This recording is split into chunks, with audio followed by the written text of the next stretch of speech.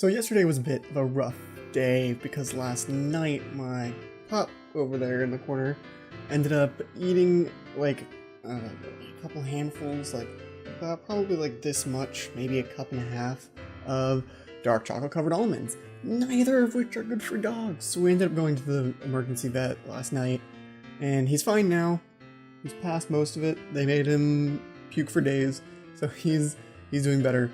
But it made me think of pets in games. Do you like when game designers put pets in games? It's supposed to like make you feel for the pet and whatnot. Things like D-Dog, more recently the Fallout 4 dog. From what I've seen, they're useful for like a very short amount of time. Like it's not, it's like it's cool and it's novelty. It's like kind of this gimmick.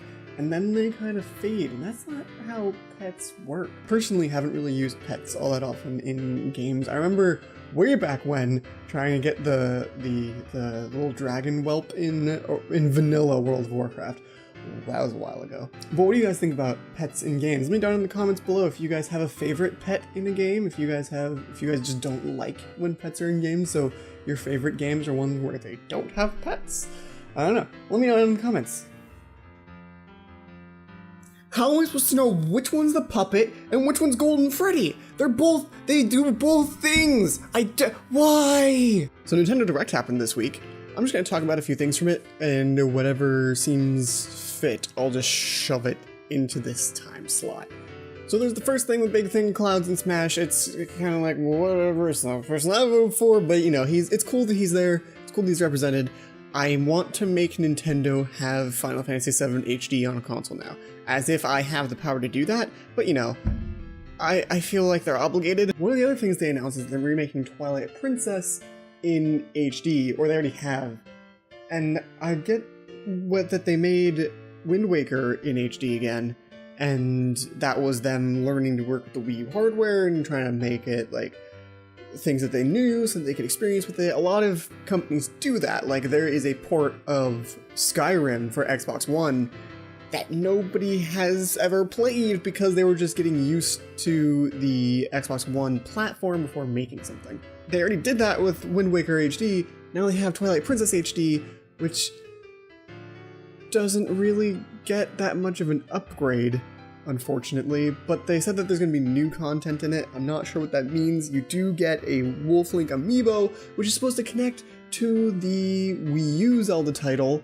Wii U Zelda title, even though it's like the third one, is now confirmed coming out next year.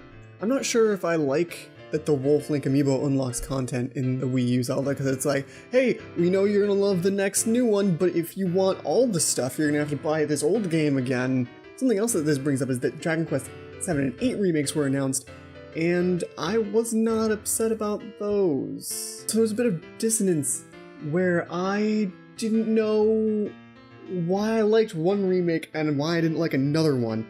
But I think it's because one, it's remade on mobile, and two, that's all I got. That's the only reason I can think of.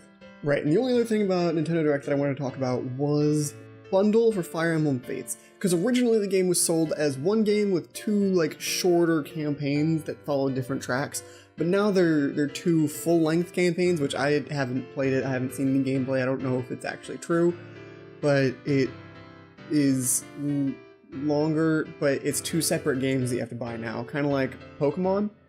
But in Pokemon, it's ostensibly the same game, but slightly different. Like, it's different bad guys, all the gyms are the same, all the story is the same.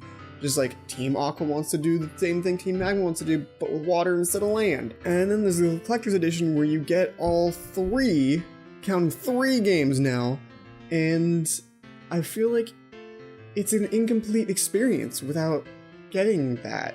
It's kind of feels like I'm being cheated if I just get one of them. So I have to get all of them, which means the collector's edition, which comes with a few extra little goodies, is the only logical choice if you want to get Fire Emblem Fates, which I'm sure it's a ton of content for the $80, just the way it's presented is kind of disappointing and icky. Why, Nintendo? So let me know what you think about that news in the comments down below. The recycling of old content for HD remakes. Do you like HD remakes? Do you not like HD remakes?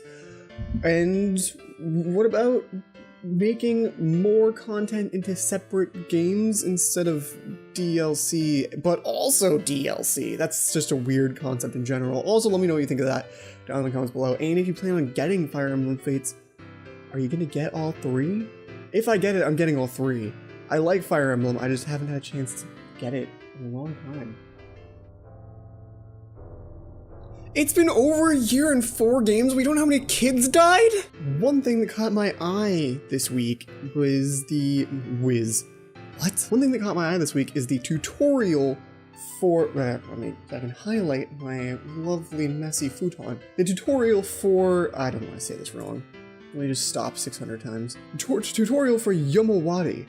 And I'm putting up a picture of it here, and I'm putting a description link in the description because what I do. One, it's adorable. It's a horror game that's all chibi, and it's fantastic. And I really wish it wasn't Japan-only PS Vita exclusive.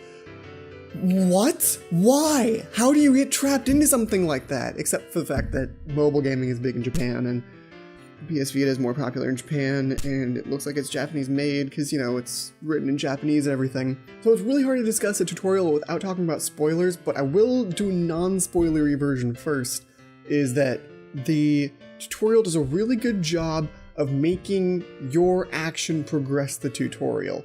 There's a part where it's teaching you how to press buttons, and then your character does the thing with the button press, and it causes like events to happen, which you then have to react to. And then you go exploring, and then things happen, which you have to do button inputs, and your character's like pushing the plot along. Essentially, it's teaching you how to play, but not by just button press tutorials, but by making your button presses meaningful, which is really cool. So it's really good to see people doing tutorials right. Especially for story-based games, it's really easy to just throw all of the instructions at a person and be like, here you go, have fun playing our game. But for the actually, that was it. That's all I needed to say about it. But put down in the comments what your favorite tutorial is from any game ever. Even if it's not like explicitly a tutorial, if it's just the first stage where they teach you how to play, what's your favorite? Who do you think did the best? How can Balloon Boy be canon and Mangle and the Puppet not? I'm out.